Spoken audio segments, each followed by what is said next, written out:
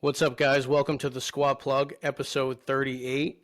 We are joined by Sean Collins and his athlete, Zack Larmer. Zack recently got an Article 14 suspension from Powerlifting America Nationals because he did a USAPL meet. So we are going to talk to them about that, their thoughts on the matter. So I guess without further ado, I'll kick it over to you guys and you can introduce yourselves, Sean, Zack. Tell us basically everything that's going on. After you. Sean, I guess that means you first. Appreciate it, Zack. Well, first, thank you guys for having me on. Wish it was under better circumstances for my first appearance on the podcast, but there's always a second opportunity down the line. Great to be here. As Mark had said, my name is Sean, owner of Sincere Training Systems, the remote coaching platform, and Zack is one of my lifters. And I guess the big reason why we're here is because we got Article 14, unfortunately. One thing to, I guess, clear the air first and foremost is that Zack and I both understood that this was a risk. And we were very well aware of Article 14 and what it would stipulate. And, we both as a team decided to roll the dice and see what happens. And up until about 2 weeks and a day out, we thought we were fine, just like multiple other people were fine from not getting Article 14 from being at similar events or similar transgressions, if you will. And, unfortunately, Zack was hit with the email exactly 2 weeks out, confirming his participation at Sincere Training Systems Classic, which is a USAPL meet we as a team run every single year for the past 3 years up in Albany, New York. And unfortunately, that made him ineligible for participating at nationals, despite him getting all of his tickets and Airbnbs and things of that nature, which absolutely sucked. And one last macro point to make here is that shout out to John DeLassio, the USAPL New Jersey State Chair, who understood the situation and got us into New Jersey states. So thankfully, above all else, Zack is going to be able to have a competition and also do a competition at a higher level competition as well. Sucks it won't be in Atlanta. I hear there's great things there, but this won't be at PLA Nats, unfortunately. Yeah. So, Yeah. I'm sorry, Zach, go ahead. No, you can go. So I'm just gonna ask some questions here. I guess, like, as the coach, you see, what's happened with Article 14 in the past and that kind of stuff. Like Rondell and like all those other names with Sean Calk and all these other guys receiving the article. I don't think we've really seen this happen at a local level before. Is this something that informed maybe your decision? Yeah, I mean, I thought that hey, we're not in a position to podium. We're just simply in a position to PR the total. And it didn't seem like they were looking at open powerlifting and cross searching every single source of information. And, I think the biggest risk was that someone who disliked Zack, who, by the way, Zack is an amazing guy. I mean, I personally love the guy, and everyone that I know has a very favorable opinion of him for the most part. I'm just kidding. But it's Except The audience will learn soon enough, I suppose, once these guys let you introduce yourself. yeah, there's going to be people out the woodwork that are going to be saying all kinds of things about Zack, and I'm just kidding about that. But, obviously, like, Zack's a good dude, strong guy, has had a lot of great training, and we figured, like, we were just picking meets that were best for timing. And the last time we did a PLA meet was not necessarily for the intention of doing nationals, but just simply because it was at his current local gym and he wanted to support the team and training was going well.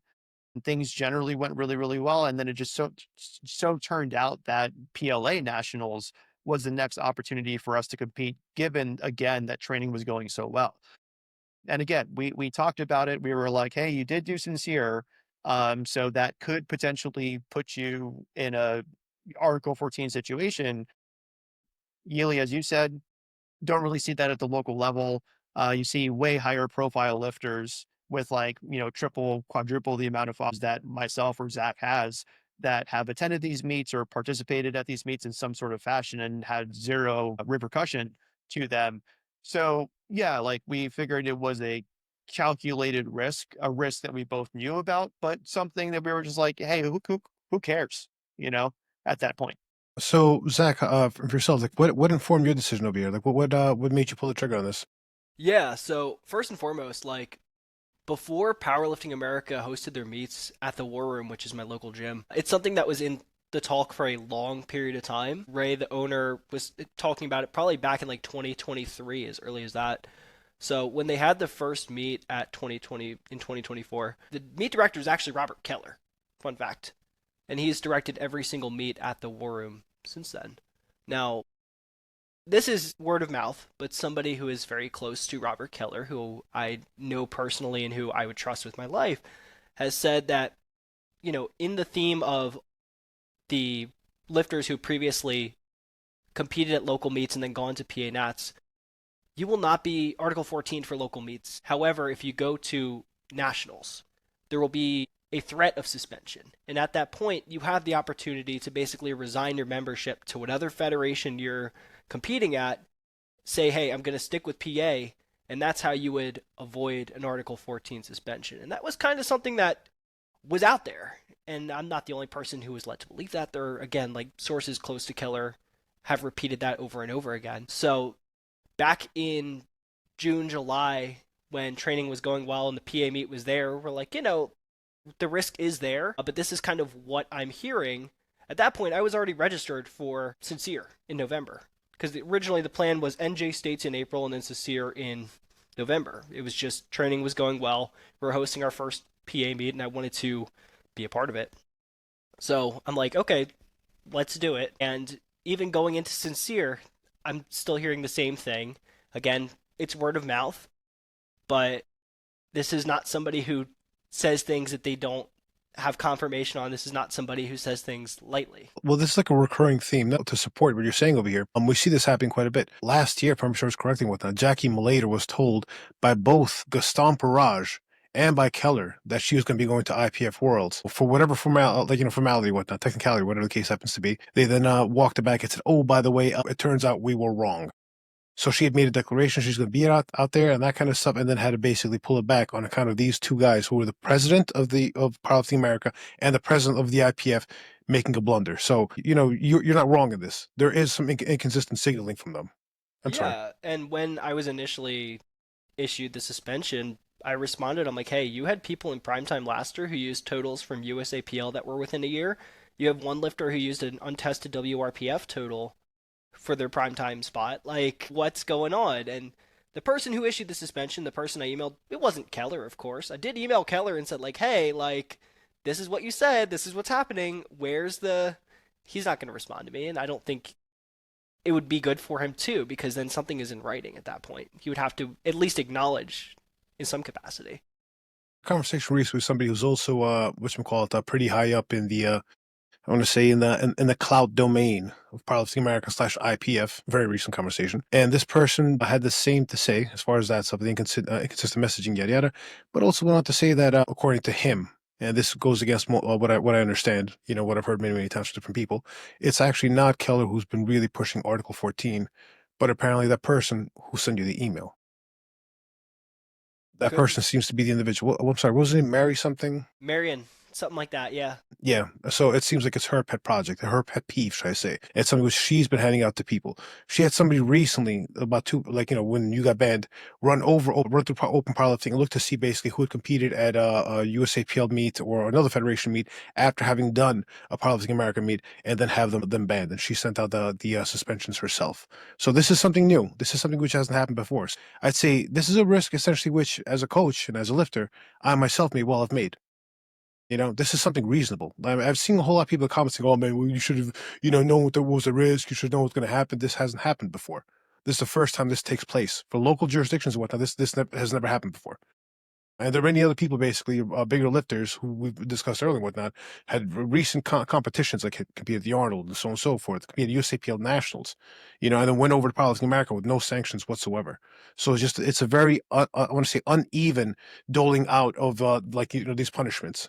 So you're right to be upset at this, and frankly, you need to have better redress from them for this. And also, 2 weeks out, Yeah. there's not much you can do here. Well, What do you? here's the kicker with that. They sent me an email like 2 weeks prior saying, "Hey, your like federation registration needs to be renewed. Like it's overdue for nationals. If you don't renew it, you will not be able to participate." That was the beginning of March. That was like March 3rd, March 7th. I'm like, why was that not the time? Like, Yeah. Dude.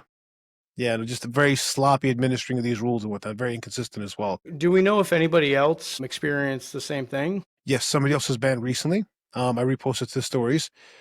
Exact same way.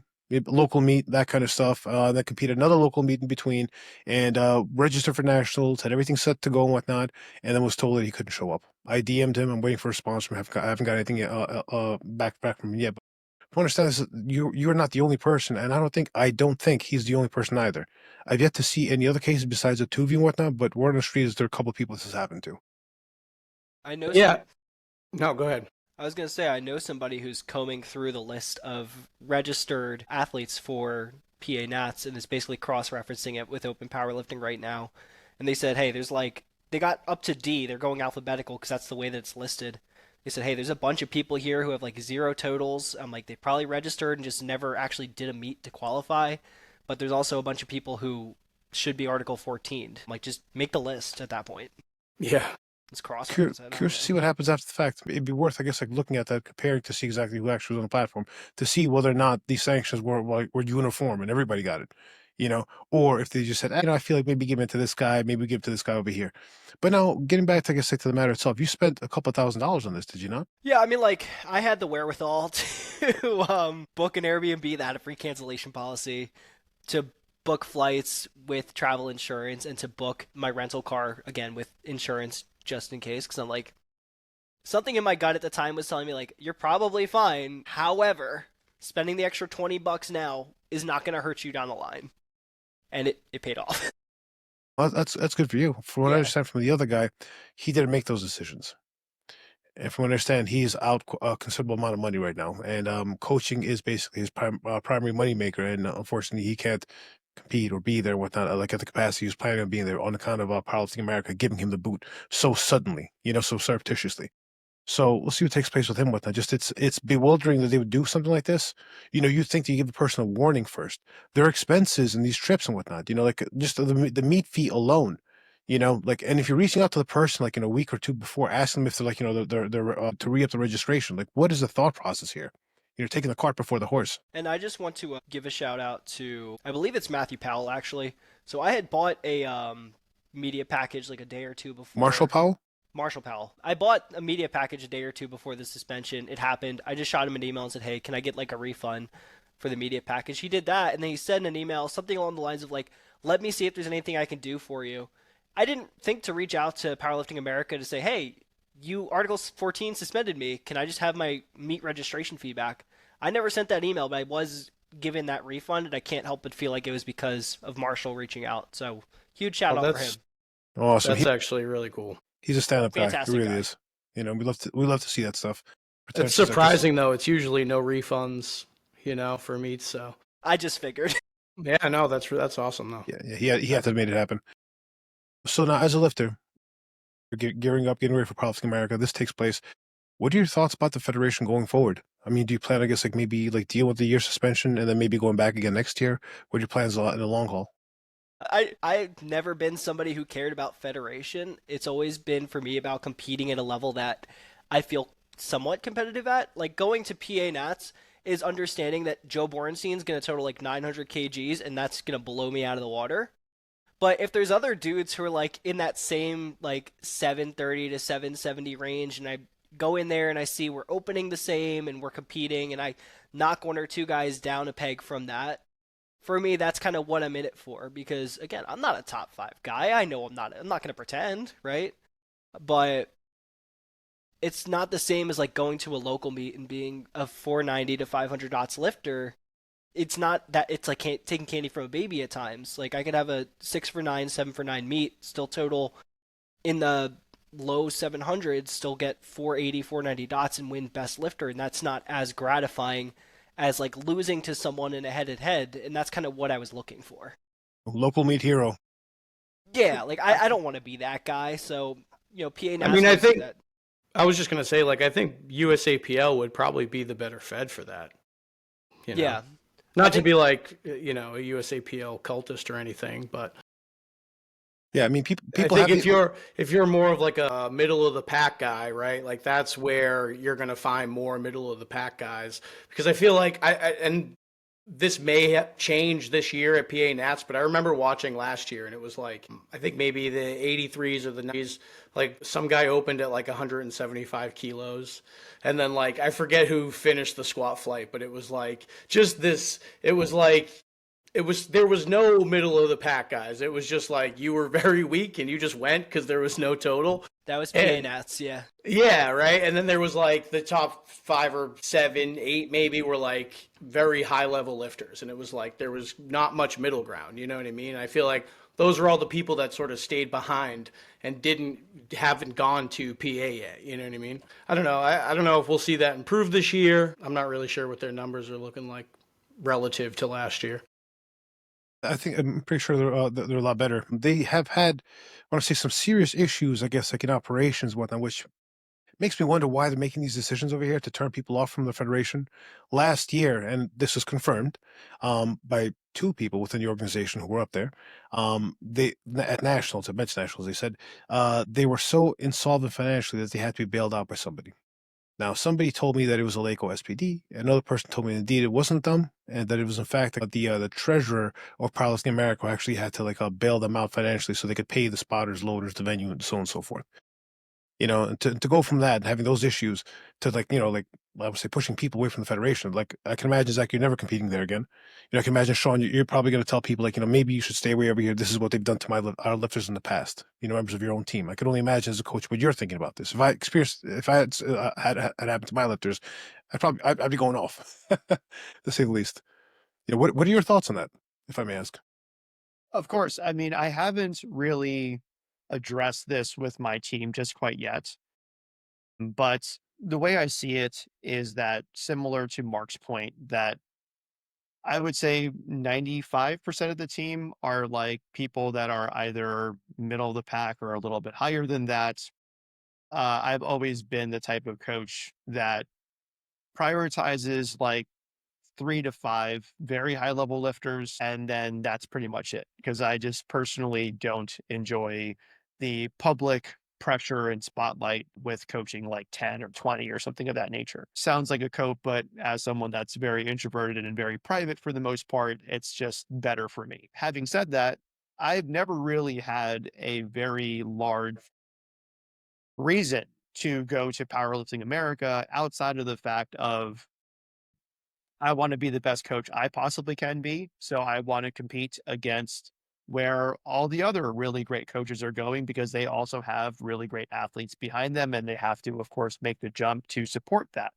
But I'm in a bit of a unique position because 95% of my team, and therefore 95% of my business, is not really like excited about going to Powerlifting America. What they're excited about is having a local meet that's 1 to 2 hours away from them, having multiple options of local meets, having a very clear structure of local, state, regional, and then national, and then being able to also have like a competitive experience at the level that they're at, like what you and Zach were talking about.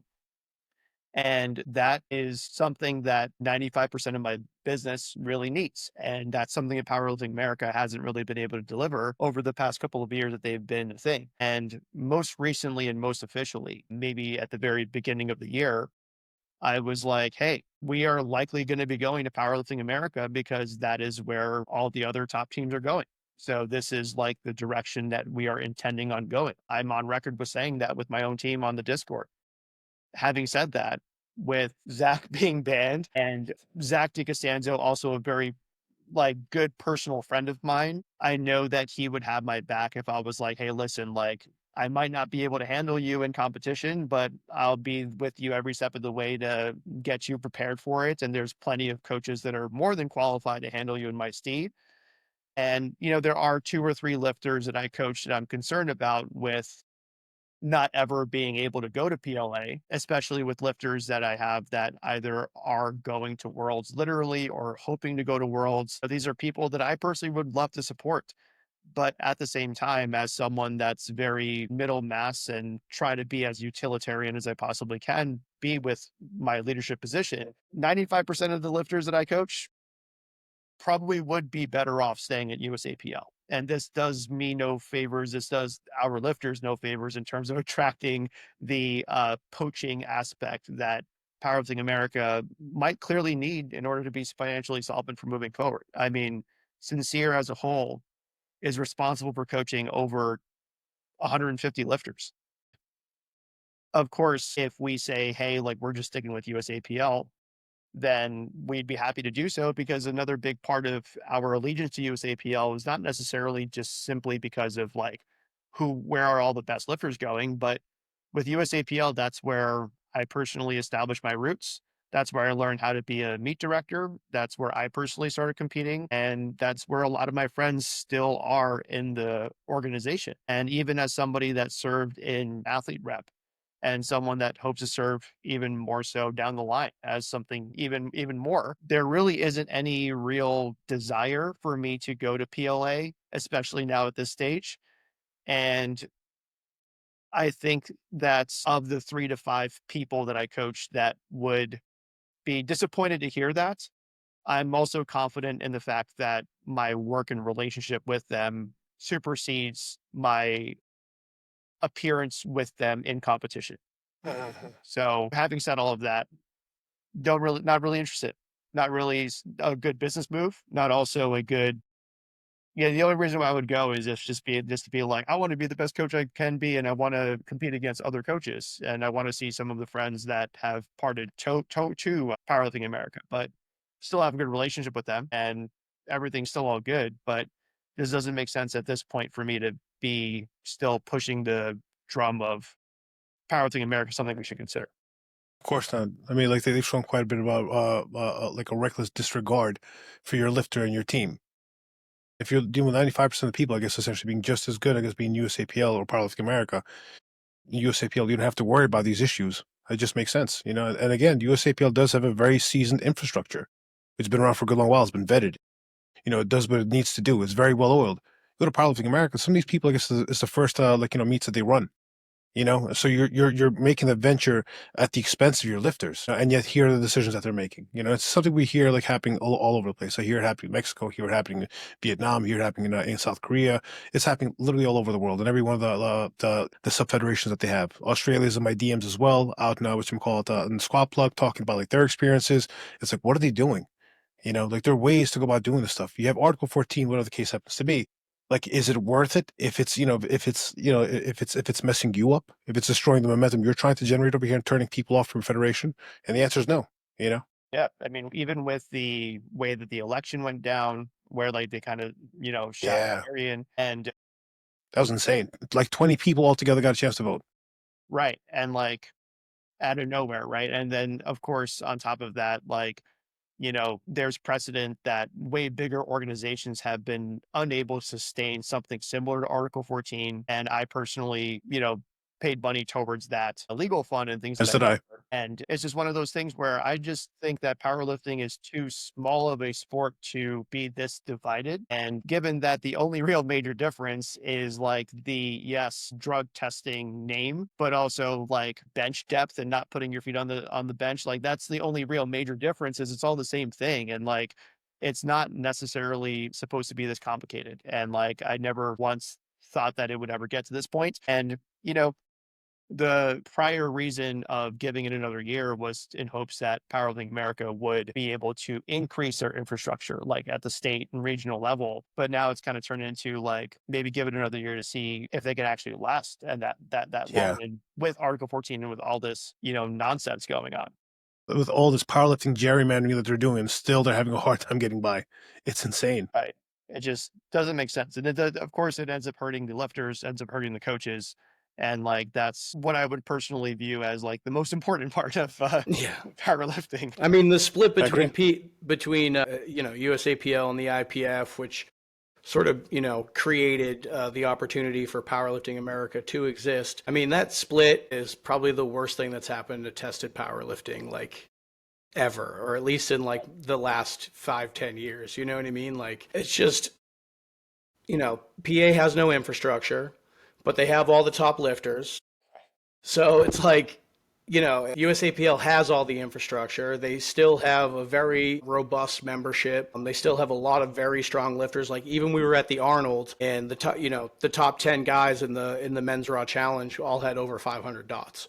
So like, it's still very competitive in the USAPL. I feel like there's a lot of people who just don't know which way to go, and there's a lot of people who are just easily influenced and swayed towards the more, quote unquote elite lifters, and like, they're just kind of hanging in the breeze, and everybody is just taking a hit. The coaches too, like, you're not going to be able to go coach against some of the, not say the best coaches, but the coaches coaching the best lifters in the world, and really have like head-to-head battles with some of these guys. But it's like, you're still going to get a very good run for your money in the USAPL by some of these coaches too. You know what I mean? And it's just, I don't know. But I feel like, as much as there's some silver lining, like, it's ultimately the worst thing that could have happened. Like, and I really hope, I was saying this in the last podcast, or the podcast, one of the more recent ones, how I just really hope the IDFPA like really builds, this just develops robustly and is able to like rival the IPF, and just kind of take them down a peg or two, or get them to completely dismantle themselves if possible. Yeah, we're hoping it happens as well. I just had a conversation with again with Australia.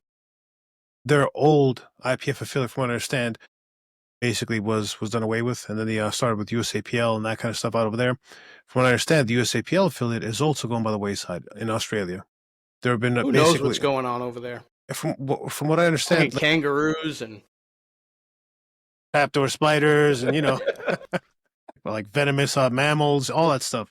No, but so what took place. What I heard is they weren't given the best treatment by USAPL either. I mean, there's a whole lot taking place there. You're dealing with like many time zones apart, and so on and so forth, like an infrastructure, nascent infrastructure in Australia. And so now, from what I understand, IPF is back in Australia again, trying to become the go-to tested powerlifting federation over there. Just there's a whole lot taking place in Mexico. Their USAPL equivalent is not doing too well. Their IPF, what I can talk about, there's a lot I can't talk about. It's a real consideration. It's insane. all right then. But apparently the old IPF president was removed because he was putting in people who had popped positive elsewhere, or like within the IPF, whatever, and was allowing them to compete in the Mexican affiliate out over there. And it got to the point that it was actually WADA who stepped in and said, no, this isn't kosher. You need to go. It wasn't the IPF. It was WADA stepping in and basically removing them from office. From what I understand right now, the current IPF leader of Mexico seems to be okay. And it's something I'm trying to figure out myself right now to see exactly whether he is indeed okay, or there's some shady stuff going on right now. There's some other particulars out of there which I really can't discuss right now, but it's pretty crazy. IPF's leadership is his own worst enemy. But what about the US? Didn't you just say there was something up with the USAPL affiliate too? The USAPL affiliate just basically is roughshod, to say the least. I could go into particulars and talk about other things with it. I prefer not to. Yeah. No, that's fine. I was just Honestly, it's very dicey. It's very contentious. And, I can only say so much currently. Yeah. That's fair. I just think the politics of powerlifting are silly. It's like, It's how it is with everything, man. Every sport has the same stuff. You go to No. tennis, you have the same shit too. I know, but like, it's very, it doesn't prioritize the lifters. It prioritizes leadership egos and how they feel about certain things, and it's just fucking stupid. You know what I mean? Like, I just wish that these guys that like run, are supposed to be leaders of the sport, the guys that run these organizations, would be able to zoom out, take a look at how everything actually looks, right? And like, make the decision, like, grow a fucking spine and say, all right, let's all put our heads together and do what's right for the sport, what's right for the lifters, instead of, playing these petty games about, and then, like banning lifters from the federation or banning lifters from meets and giving them like it's just the most ridiculous thing ever. Just it's such petty bullshit. Like, yeah, I get like, okay, if you cheat, you take PEDs and you pop positive, cool. Like you get your ban, you get a suspension, but it's like you go do your coach's local meet and then you sign up and you pay all this money and you give them all this money and then they're like, yeah, no, we're just you're all set. Like, here's your money back, but like you're good. And then it's just like based on these petty differences between these organizations. It's just the silliest thing ever. Yeah, it's really ridiculous. I mean, we look at it like statistically speaking. I think it's like the vast majority of lifters will do their first meet and never do another meet again. Yeah, and the other thing to think about too is when you have people who are putting in the money to go travel for a meet, be it nationals, regionals, otherwise, that's not reflective of the overwhelming majority of your lifters, right? Like, I come from USPA drug tested. Like, that's where I got into powerlifting back in Pennsylvania. When everything went off with USPA a couple years ago, the local meet director went over to NPL, which I didn't know was a federation until one of my lifters started like competing in it. I think this is the first time right now I've heard of NPL. There you go. But it's a bunch of like USPA former meet directors went over and started their own federation. I didn't know about it until one of my lifters wanted to compete in it. And ultimately, it's the same guy running the same meets at the same places as he was before. And the people who were competing in the USPA drug tested there, where USPA is no longer a thing, guess what? They're doing NPL now because it's just what's available. Yeah. Someone going to nationals is not reflective of the majority of your lifters, and I don't think that they have that in their heads quite yet. They're so worried about the people who are showing up at the national stage because they have all the top guys in the country right now. Like, let's call a duck, right? And from a viewership standpoint, from someone scrolling on their phone, it's cool to see Russ and to see Gavin and to see Angelo Fortino, Joe Bornstein, all these big guys doing one federation. But when I was getting into the sport, watching Russ compete at Worlds, I had no idea what the hell USAPL was. Like, USPA is what was there, so I did USPA. Yeah, that's fair. That's really what it is. I mean, the bread and butter of powerlifting, where the vast majority of the dollars actually generated from, is from the local level. And if you don't have the infrastructure to support that and whatnot, while like having all the glitz and glam at the top level and whatnot, what good is that doing for you? If you find yourself financially insolvent and you be bailed out at your own national meet, USAPL is at a point where they're turning people away. That has yet to happen with Powerlifting America, and yet here they are right now acting bigger than the britches. Like last year, you were not afloat. You had somebody bail you out. And now this year, you're telling people they can't compete for arbitrary reasons because your butt hurt? How does this make any kind of sense over here? How does this help out the sport? How does this help out your image, your branding? At the very least, drug test me, bro. Yeah. If that's the problem, drug test me. You got my home address. You got my gym address. You got my work address. Show up. But that's not even the issue, though. It's that it's literally the petty, like, oh my God, how dare you go compete in this other fed? It's a created distinction, and it's a stupid distinction. It's so dumb. Yeah. So dumb. Yeah, I was talking to somebody from Powerlifting America the other day, the same person I keep referencing over and over again. And he was talking to me about the reason why he doesn't respect local meat testing or like meat testing at all is because he's under the impression that you take diuretics, the day before, what you call it, a known test, and you can piss clean. That's not how that works. That's not how it works at all. We had what you call Dr. Sharf on, I'm going to see some episodes ago. He's an actual PhD of toxicology. He broke this stuff down for us. These things last a good long while in the system. It's not like as easy as just, chugging a whole bunch of water, taking a couple of diuretics, whatnot, getting it out of there. It's a process basically where like it takes time, 2, 3, 4 weeks and whatnot. And it does have a negative side effect on people's performances. So there is something to be said about local meat testing, if not for that reason, because then for the reason that people are still popping positive at local meets. It is a disincentive for these people. So it's important to continue it. So I don't get the logic from IPF and talk about like how they should be doing like local meat testing, that kind of stuff. And there are people out there also saying this is something I'm hearing a lot, right? And there's nothing to back it up whatsoever. Just a whole bunch of he said, she said. Where people are saying that the USAPL is giving people 24-hour like heads up and so on and so forth about out-of-meet testing and yada yada, which may be taking place. But if you're talking about like actual steroids and other hormones being taken place, the 24 hours isn't enough of a heads up. That said, if they're doing this, they need to stop doing this. It's absolutely asinine, and it goes against the whole rationale behind out-of-meat testing and its random nature. So it definitely needs to stop. But it doesn't devalue local meat testing. Value the out-of-meat testing that they're doing. It's a cope. It's just basically it's an artificial reason for them to not be working together and to not allow the USAPL to be part of the IPF. I think there are bigger problems that they have behind the scenes. and it usually comes I don't out know why to egos. anybody would not be in support of testing at the local level. Like that's kind of a little suspect to me. Well, If well, you're, the if you're person. gonna pop at a local meet, you're a loser anyway. You are, you agree. are, 100%. I agree. But it's like, come on. but it's like to take the position in a conversation to be like, I don't know if I really support or trust however way you want to frame it to try and justify that you don't want them testing at a local level. It's still going to be, that's suspect to me. It's like, do you want to cheat then? Is that why you're trying to discourage meat directors from testing at a local level? Like, I don't see the problem. It's still getting sent to a lab. It's still being tested by a qualified.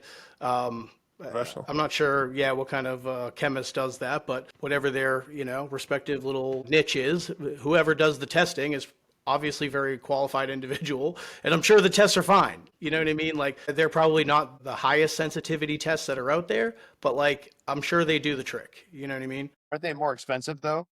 Which ones? The PLA tests? But yes, absolutely, because they are actual water Well, tests. because they're doing actual water testing, right? Yes. Or yes. am I? No, they're doing actual water testing. Water Yeah, testing the water testing is Yes. much more expensive. It's a whole lot more expensive. We're dealing with like orders of magnitude in price difference, if my research correctly. Instead of it being like maybe like $100, $200 to get like everybody tested, I guess at a local meet, you're spending thousands of dollars to get these like individuals tested. And so what happens now, because of that, I want to say exorbitant prices, nobody gets tested. In Greece, no one's gotten tested. Well, that's a big, I was just going to say that, like, that's a big problem with a lot of these smaller countries, right? Is Yeah. They don't generate enough income to pay for these water tests, and therefore they don't do any testing at all, right? And the IPF has no oversight into what these countries are doing. I don't know if it's they just don't care, they don't have the manpower, like, I don't know what it is, but these countries don't do any testing, and they just, because they can't afford it, it seems justified, but who knows what the athletes are. I don't want to, I'm not going to throw any accusations out there, but No, that does create an environment that more easily allows lifters to cheat. Well, I mean, you see this happening quite a bit. Like you see some like serious like testing debacles taking place in IPF. You just don't see happening in USAPL. Johan Smith, he popped positive twice in South Africa. His father, Johan Smith, is one of the executive committee members of the IPF. Johan Smith Sr. Yes, Johan Smith Sr. So this is the shit that takes place over there. I handled a lifter at an international meeting. I'm not going to name the name of the country, whatnot. And this person, like, through IPF points was I think you just did. was one of the stronger individuals over there. And according to the referee so approached me was that they weren't just one of the stronger individuals there, but they were the strongest IPF point lifter in that country. I was like, what do you mean? Like, like this person's at X rank. Like, no. The strongest natty lifter. I'm like, but these people are also IPF. They go, no. Strongest natty lifter. I'm like, really? Yeah. So you see what happens. These people only compete locally. They don't go like, to compete internationally, because they're afraid of getting tested and so on and so forth. So these things do take place and they're part of the cultures in these local communities and whatnot. Go to Vietnam. I think they had their first test recently at a meet that they had after the pressure that the USAPL affiliate put onto them. The same is also true for Korea, which has been around since the 90s and whatnot. They may have done testing once or twice altogether in their history. So we're calling it a drug tested federation and it's not drug testing. How does this make sense? If testing becomes so disincentivized and whatnot, you're not going to get testing happening and whatnot. It defeats the whole purpose of the federation existing in the first place. So you can have your beefs with local meat testing and whatnot, but at least testing is taking place over here. And people are popping positive. So it is effective. It's doing what it needs to do. The very least is disincentivizing people out there to even go to mess around with this stuff, despite the fact that clearly they're cheaters in all federations, USAPL, IPF, and so on and so forth. You're always going to have them, but you need to have certain stops out there, something to disincentivize them from blasting all year round and going out there and having crazy-ass performances while other people are actually abiding by the rules. We could talk about this till the cows come home. But there's that there. So now you're prepping for Powerlifting America. I assume you had a very good meet prep. What was taking place during your prep? What was your headspace at? What were you looking forward to hitting on the platform out there? I mean, I don't want to put a number out there necessarily because we still have like 2 weeks maybe of like. Are you still just gonna peek in the gym? You're just gonna do a little. No, he's doing Jersey we got State. into the Jersey little States. SBD. That's right. My bad. Yeah. So I don't want to like put a number out there because I'm somebody who believes that's like bad luck, so to speak. Training is going well, hitting squat PRs, benching weights that are high for my weight class, I guess you could say, and like deadlift finally clicking for once. Nice. Sean knows this. I routinely get sick like a week or two out, and I don't know if you've noticed. I've kind of been like coughing into my thing the whole time and chewing on cough drops. So we'll see how squat goes tomorrow, Sean. But like heads up with that. Yeah, I mean, But Zach has gotten either the flu or COVID 2 weeks out in every meet that I've coached him at, and it's been like 4 meets now at this point. Like I jokingly said that I would make a case study about like peaking someone that gets a disastrous sickness prior to competition, but now I pretty much have to, given that I have yeah, base data here, yeah, whatever you call it. I mean, how does he typically do? Typically does great. I believe the only time we didn't do great was when there was no sickness and yeah, training went, yeah. funny enough. Yeah, so if you don't get sick, it might start to worry a little bit. My throat Yeah. feels like glass, which is like a really good sign. You're like, okay, all right, there it is. You just get sicker and sicker. You're like, okay, good. Like, yeah, just gonna ride this out. Yeah. We'll have a beautiful peak. I told him to buy like a vial of COVID or the flu or a meat. Like, go get your flu shot. Like That's what a I'm week pinning out. actually. Like send pictures of that to Robert Yeah. Keller. I swear, It's just COVID. It's just COVID. Yeah. So I don't know, but no, training's generally, I mean, Zach's a great person to coach, and someone that fits very well in my coaching style as well. And like as a coach himself, like Zach, how many people do you coach currently? about half a dozen. Nice. Yes, I No, that's great though. it's great because like he gives great feedback, also knows what it's like to be in the perspective of a coach, and the programming that works well for him and the training that goes well for him and movement standards that go well for him are definitely more of a collaborative effort. I take very little credit for it. It's just more so just making sure that things don't fall off the rails. But Zach has always been very insightful and a good dude, and this type of thing could not have happened to a less deserving guy. So like if you guys know the history of Sincere, like all the people that get screwed over could not be like the nicest people in the world. Like with Eddie getting screwed over with a scam at regionals, I believe 2 years ago or a year ago. Yeah, I remember that. That was insane. Yeah, Holy so it's crap. like when these things happen, I'm just like, why me? Like, why us? Like, we literally don't do anything to anybody, but shit just happens to us. But yeah, and the last thing I will really say is just more so to Mark's point previously about like how does leadership get to this point where like they just don't know what they're doing, or like they might make decisions that go against the lifter or what have you. And the only thing I will kind of use quote unquote this public platform to say something about is just that lifters, especially lifters that do more than their local meet and they love powerlifting, and they might go into coaching, they might go into apparel, they might go into supplements. If you make some money or if you make some sort of notoriety out of powerlifting, or even if you just plain love it, I think it's really important to get involved in any kind of leadership capacity you possibly can, whether it be meet directing or refereeing. Because I, for one, I can't speak on everybody's experience, but I know that the moment that someone becomes a referee, within a year, they're burnt the hell out because they're getting harassed by every single meet director in the 300-mile radius because they can't find enough volunteers. Meet directors don't I get. mean, my Sophia just got back from high school nationals. She refed the entire week, so Right. and she's pregnant, so Yeah, and that is the expectation. Meet directors will give that expectation to referees because the expectation for meet directors is that they're always going to be doing meets and they're always going to be scaling their meets to a higher degree. Like we all just came back from New York State Championships, and my state chair, Jan Dorio, did a phenomenal job with Hell of US a job. States. Really, Better really every great single job. year. Like this guy literally got like 3 hours of sleep over the last like 4 or 5 days of setup and breakdown. Didn't get anywhere near as much support as he needed to actually pull this off, and he still pulled it off very, very well. So if you're listening to this and you enjoy powerlifting above an average person, get involved. Like join your local powerlifting team. Like I know in upstate New York, there's Bent Bar Powerlifting. There's Team Conan. There's also Team Sincere, of course, but like we're more of a coaching company. But it's one of those things where like getting involved at a local level and then scaling from there, doing what you can, giving back to what you can, and seeing what you can kind of take this with, whether it be like meet directing, refereeing, serving on a governing board, or eventually making these decisions that impact all of our lifters, especially if you have the time to like make a lot of money off of it, and especially you have the time to do it for like 20 hours a week. You know, put a little elbow grease into the sport, and there will be less of a problem with respect to people that can just jump right in like a vulture and be like, no, like this is my job now type thing. So within our control to a degree, I would say. Yeah, my hope is like all of us, the entire powerlifting community that like exists how it is now, we shape future powerlifting. You know what I mean? Like we all could sit here and talk about the problems in powerlifting all day long, but at some point the people who run the organizations are going to be long gone, and we're going to be the ones, not us four, but our, I guess Cohort.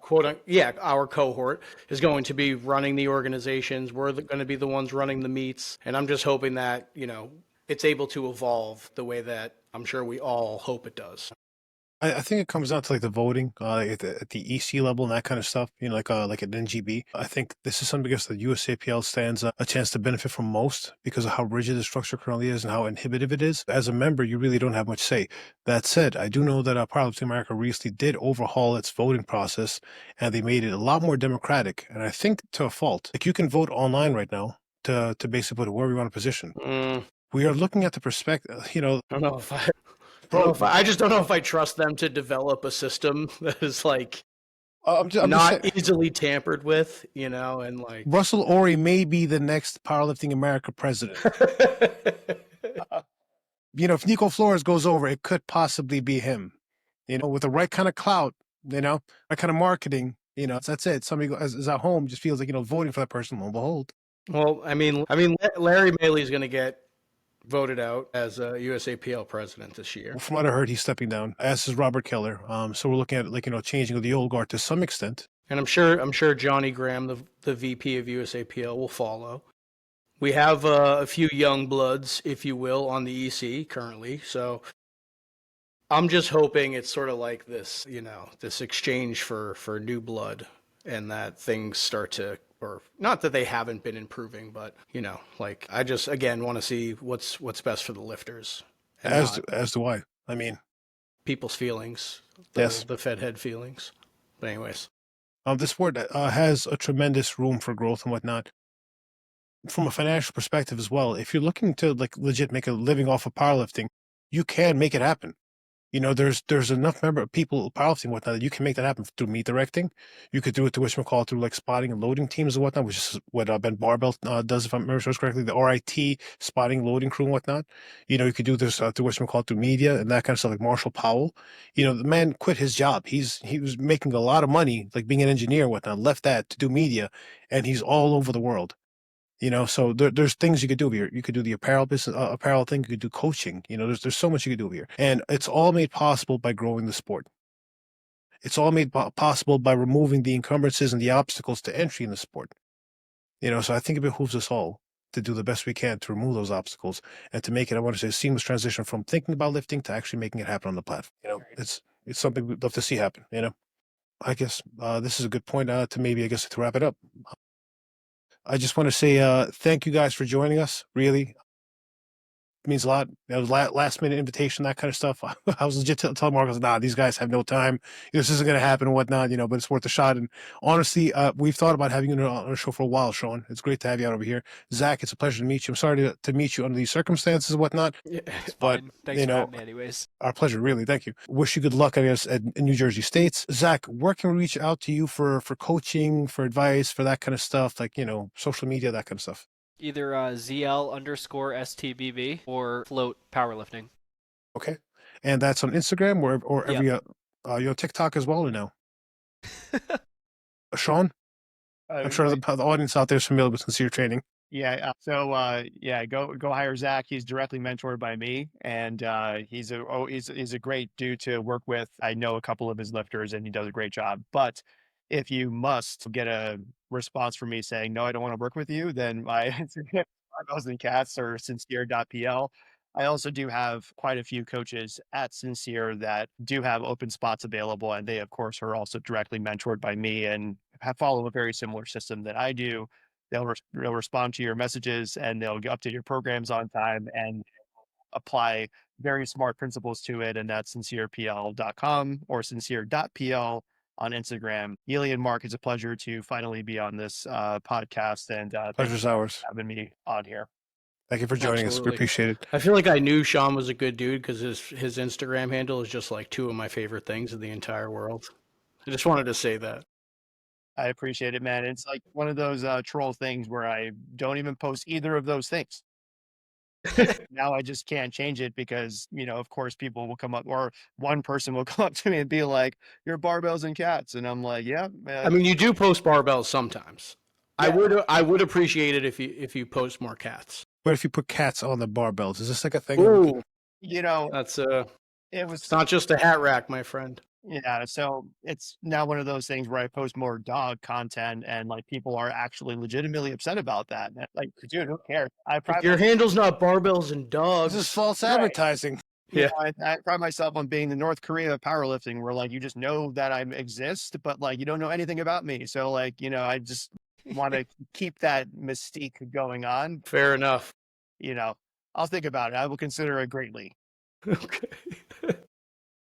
Thank you guys for joining us once again. To the audience out there, reach out to them. We'll I'll follow them on Instagram, sincere.pl, and then we also have Zach at _ underscore. Yeah. Get it right, you boomer. CLSTBB. So I wish you Such good a luck with this. boomer way to say it. He's like, underline. He can't even fucking read it. But again, thank you guys for joining us. I wish you good luck with all this. Hopefully, I guess they do right by you. Like a recompensation for whatever. I guess your cause happened to be and do right by the others who they've so clearly wrong by this. So And you're still going to the meet, right? Just to watch. You're not going. Fuck them. No, but one of my lifters might do the war room meet in the summer. I'm gonna sit in the crowd with a whiteboard to hold up his attempts. Hell yeah. So, right in front of Robert. That's hilarious. all right, well, Correct me if I'm wrong, but I think it's fine the other way around, right? Or do they not let you go coach at these meets anymore either? you're not allowed to coach At the national level, I can't, but at the local level, they don't care what happens. Yeah, so if you're not competing over there, like It'll just be fun to do. fair enough. Yeah, that's fair. The troll will be epic, if you will. That is a sincere way. Just troll your That way. is actually, you know what? Yeah, I like that better. So that's good. All right, guys. thank you guys. All right. Thank you. Cheers, guys. Have a good one. Peace. Peace out. All right.